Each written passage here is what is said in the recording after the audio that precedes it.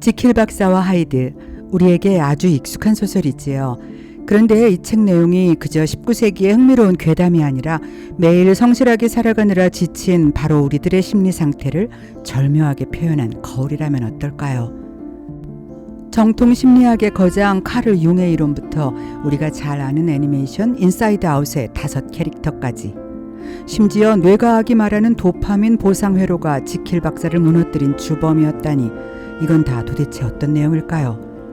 나랑은 상관없는 이야기라고 생각하던 사람들의 속마음을 움찔하게 만드는 강력한 한방. 오늘 우리는 이 소설의 주인공 지킬 박사를 만나보려 합니다. 우리 마음속에는 착한 나와 나쁜 나가 따로 살고 있는 걸까요?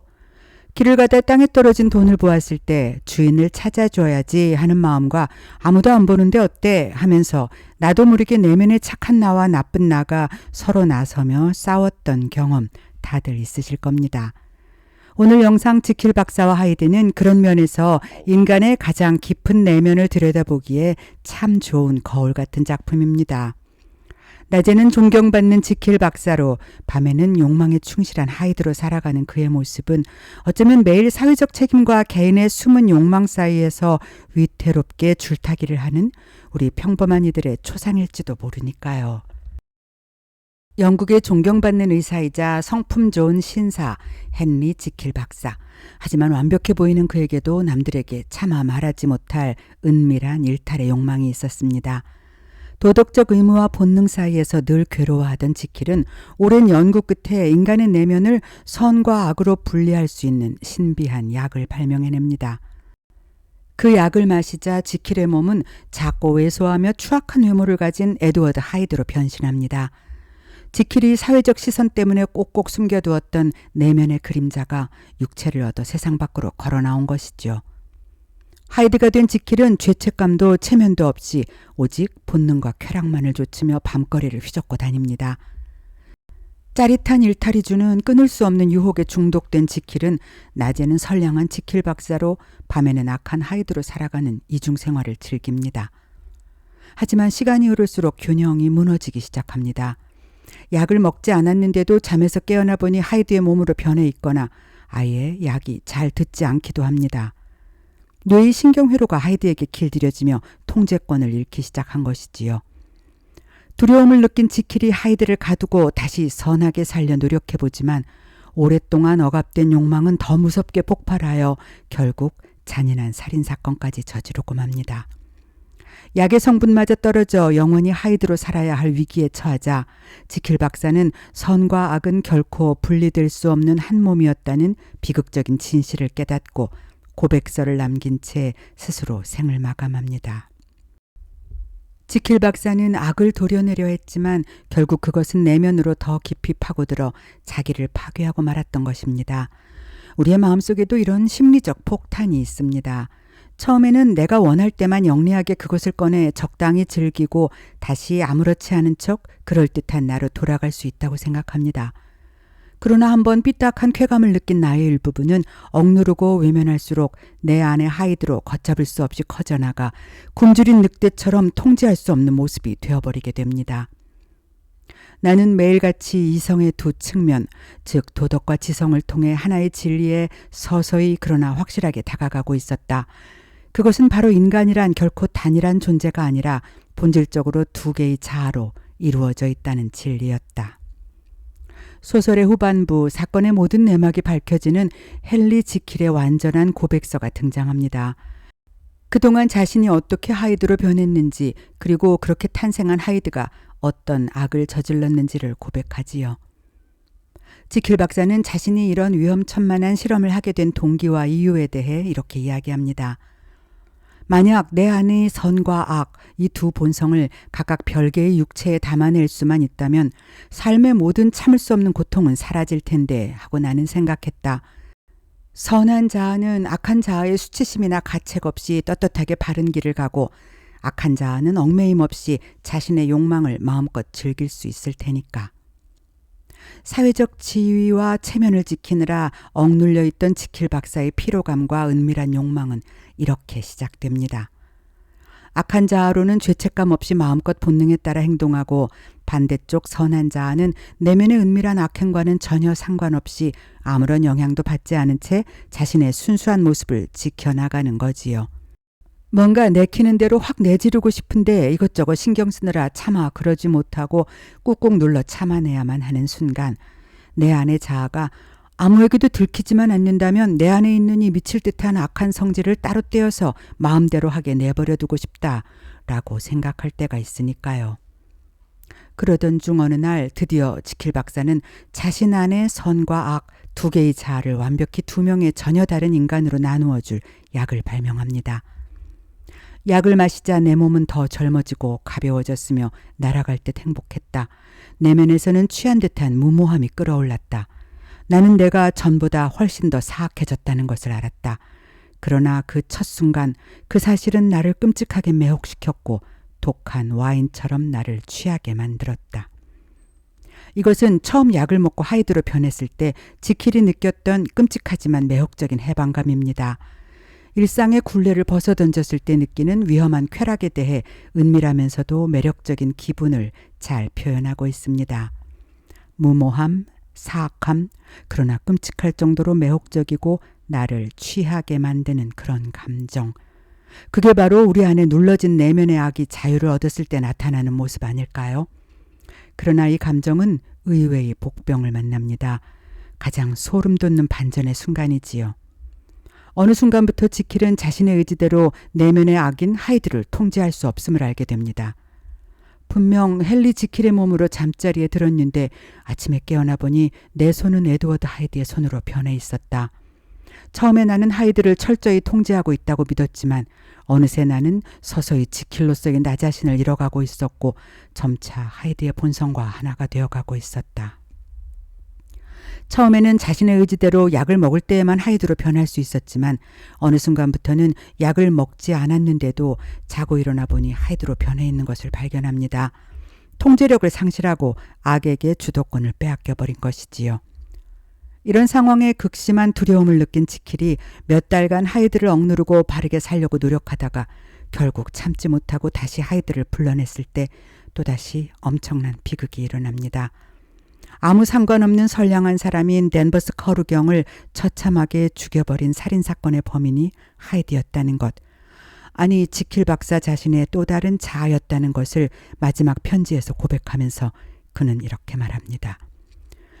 내 안의 악마는 너무 오랫동안 우리에 갇혀 있었고 그 때문에 바깥으로 뛰쳐나왔을 때는 무섭게 울부짖고 있었다. 지킬이 쇠약해질수록 하이드의 힘은 거대해졌다.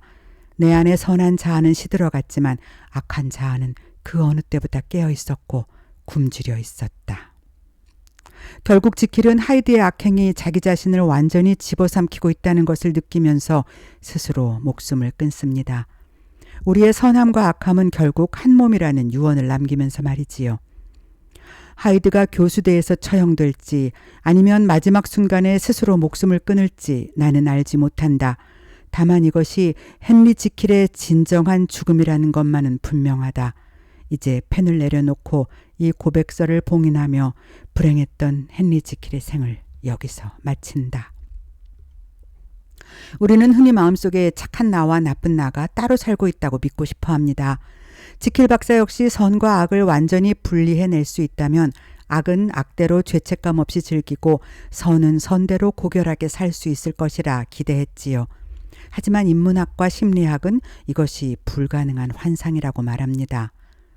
분석심리학자 카를 융은 인간의 마음을 선과 악으로 칼로 무자르듯 나눌 수 없다고 보았습니다. 그에 따르면 하이드는 지킬과 별개의 존재가 아니라 지킬이 사회적 품위를 유지하기 위해 억압하고 외면했던 자신의 한 단면, 즉 그림자입니다. 인간은 빛의 형태를 상상함으로써 깨달음에 이르는 것이 아니라 어둠을 의식함으로써 깨달음에 이른다. 즉 선과 악은 동전의 양면처럼 붙어있는 하나의 유기체이며 악을 잘라내려는 시도 자체가 인간성의 파멸을 부른다는 것입니다. 혹시 애니메이션 인사이드 아웃을 기억하시나요? 주인공 소녀의 머릿속에서 기쁨, 슬픔, 분노, 까칠, 소심이라는 감정들이 서로 다투고 조율되면서 결국 소녀를 성장시키는 이야기였지요.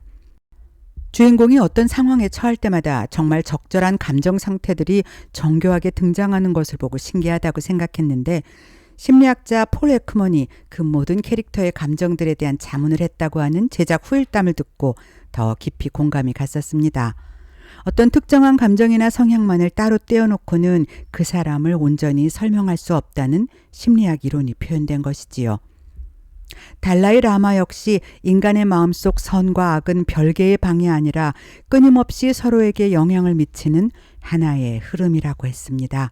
그리고 하나의 일이 모든 면에서 부정적인 경우는 거의 없습니다. 라는 말로 삶이란 연결되고 서로 관계를 가지는 감정과 상황으로 이어져 간다고 설명했습니다. 그렇다면 왜 지킬 박사는 이 조율에 실패하고 악에게 주도권을 빼앗겼을까요? 왜 시간이 지날수록 악이 우세해졌을까요? 우리는 작은 일탈이나 편안한 나쁜 습관에 한번 발을 들이면 걷잡을 수 없이 그곳에 잠식되어 버리는 경우를 흔히 봅니다. 신경과학은 이를 도파민 보상 회로와 시냅스 가소성으로 설명합니다. 착하게 살고 절제하고 배려하는 행동은 이성을 담당하는 전두엽을 뇌가 끊임없이 써야 하므로 에너지가 많이 들고 필요합니다. 반면 충동을 배출하고 일탈하는 행동은 즉각적이고 강렬한 도파민을 분출하지요. 함께 활성화되는 뉴런들은 함께 연결된다는 법칙처럼 하이드로스의 일탈을 반복할수록 우리 뇌 속의 일탈 고속도로는 뚫리고 이성의 회로는 점점 좁아져 오그라듭니다. 나중에는 의지력만으로 멈출 수 없는 중독 상태에 이르는 것입니다. 이것을 정신분석학자 프로이트의 말로 바꾸면 하이드는 본능적 욕구의 덩어리인 원초와 이드이고 지킬 박사는 사회적 규범과 도덕을 대변하는 초자아, 슈퍼에고의 통제를 받는 자아, 에고입니다. 지킬 박사의 오류는 본능의 덩어리인 원초아를 도덕적 규범인 초자아로 통제하는데 한계가 왔기 때문입니다. 초자아의 통제는 늘 긴장과 피로를 유발합니다. 일상에 지친 우리 모두가 공감할 만한 부분이기도 하지요. 바르게 살아야 한다는 피로감이 극에 달할 때 원초아의 고삐를 한번 풀어주면 그 해방감이 너무나 달콤하기 때문에 자아는 서서히 통제력을 잃고 주도권을 넘겨주게 됩니다. 이 여러 각도의 분석은 모두 한 방향을 향하고 있습니다. 우리 모두의 내면에는 하이드가 있다. 그리고 하이드의 악한 면은 선한 성품보다 더 중독적이고 강력하다. 우리가 자칫 통제의 줄을 놓치게 되면 우리 내면의 하이드는 무섭게 자라나서 우리의 내면을 덮쳐버릴 정도로 강력해진다. 과연 지금 내 안의 하이드는 어떤 모습일까요? 남들에게 보여주는 반듯한 내 모습 뒤에 가끔은 내팽개치고 일탈하고 싶은 또 다른 내가 숨쉬고 있지는 않은가요? 주도권을 완전히 빼앗기기 전 그 불편한 매력의 유혹에서 이제 그만 벗어나 보려는 결단이 꼭 필요할 것입니다. 내 안의 모습을 선과 악으로 나누는 것이 아니라 각각의 감정 상태를 이해하고 조화와 긍정으로 하나의 방안에 어울리게 하는 것이지요. 악으로 걷잡을 수 없이 커져나가는 또 다른 자아를 방치하는 것이 아니라 근원적인 감정 상태를 인정하고 그것이 드러나는 모습을 스스로 통제할 수 있을 때 비로소 우리 내면에서 날뛰는 하이드를 조용히 잠재울 수 있습니다. 인사이드 아웃에서 기쁨이가 슬픔이 라일리의 마음을 치유할 수 있는 유일한 열쇠임을 깨닫고 슬픔이의 감정을 인정해준 덕분에 주인공 라일리가 부모님에게 진심을 털어놓으며 위로를 받을 수 있었던 것처럼 슬픔과 기쁨이 섞인 새로운 핵심 감정을 통해 더욱 성숙한 인격으로 성장할 수 있었던 것처럼 말이지요. 분리된 그림자가 아닌 내 안의 부끄럽고 불편한 모습까지도 나의 일부로 인정하고 그것들을 다정하게 다독이며 안고 가는 지혜가 필요한 오늘입니다.